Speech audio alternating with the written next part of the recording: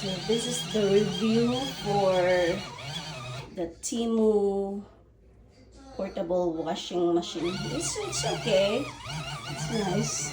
I'm washing my husband's socks in here. So you have to plug it in there, and then on the back. So yeah, I put some liquid detergent soap there and a little Downy.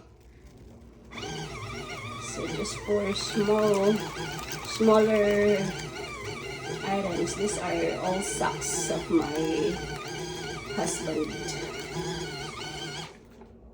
Sadly, it didn't come with a basket but it's okay. I just manually rinse them and put them in my dryer. You can also hang them outside. That's about it.